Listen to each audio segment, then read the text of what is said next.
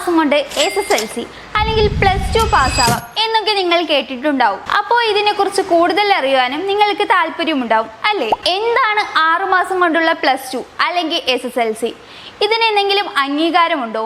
ഇത് പഠിച്ചു കഴിഞ്ഞാൽ കിട്ടുന്ന ഇക്വാലൻസി എന്താണ്? ഇതുപോലുള്ള നിരവധി ഡൗട്ട്സ് നിങ്ങൾക്കുണ്ടാകും. ഇപ്പോൾ എന്തെങ്കിലുമൊക്കെ ജീവിത സാഹചര്യങ്ങൾ കൊണ്ട് പാതി വഴിയിൽ പഠനം മുടങ്ങിപ്പോയവർക്ക് അല്ലെങ്കിൽ പഠിക്കാനുള്ള സാഹചര്യം ഇല്ലാതിരുന്നവർക്ക് പിന്നീട് എപ്പോഴെങ്കിലും SSLC അല്ലെങ്കിൽ +2 വേണമെന്ന ആവശ്യം വരുമ്പോൾ ആ ഒരു സിറ്റുവേഷനിൽ ഗവൺമെൻറ് അംഗീകാരത്തോടു കൂടി ചെയ്യാൻ പറ്റുന്ന ഒന്നാണ് 6 മാസം കൊണ്ടുള്ള SSLC അല്ലെങ്കിൽ +2 എന്ന് പറയുന്നത്. പലപ്പോഴും ജോലി തിരക്കുകളും കുടുംബത്തിലെ മറ്റു പ്രശ്നങ്ങളും ഒക്കെ കൊണ്ടാവാം പഠനം പാതി വഴിയിൽ മുടങ്ങി പോകുന്നത്. എന്നാൽ പോലും പിന്നീട് ഒരു സമയത്ത് നമ്മളൊരു പുതിയ ജോലിക്ക് അപ്ലൈ ചെയ്യുമ്പോൾ അല്ലെങ്കിൽ പുതിയൊരു ജോലി നോക്കുന്ന സമയത്ത് SSLC അല്ലെങ്കിൽ +2 ആവശ്യമായി വരും അല്ലേ? ഇങ്ങനെയുള്ളവർക്ക് വേണ്ടിയിട്ടാണ് കേന്ദ്ര സർക്കാരിന്റെ കീഴിലുള്ള national institute of open schooling സമ്പ്രദായത്തിലൂടെ ചുരുങ്ങിയ കാലയളവ് കൊണ്ട് നേടിയെടുക്കാവുന്ന SSLC +2 കോഴ്സ് നൽകി വരുന്നത്. മറ്റുള്ള SSLC അല്ലെങ്കിൽ +2വിനേക്കാൾ ഇമ്പോർട്ടൻസ് NIOSന് കിട്ടാനുള്ള കാരണം ഇത് സെൻട്രൽ ഗവൺമെന്റിന്റെ കീഴിലുള്ള എക്സാം ആയതുകൊണ്ട് തന്നെയാണ്.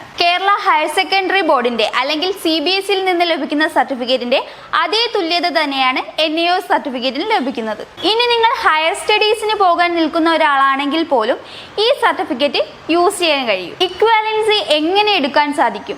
PSC UPSC അംഗീകാരം ഉറപ്പാണോ? എന്നിങ്ങനെയുള്ള നിങ്ങളുടെ സംശയത്തിന് ഉത്തരവുമായി അടുത്ത വീഡിയോയിൽ കാണാം.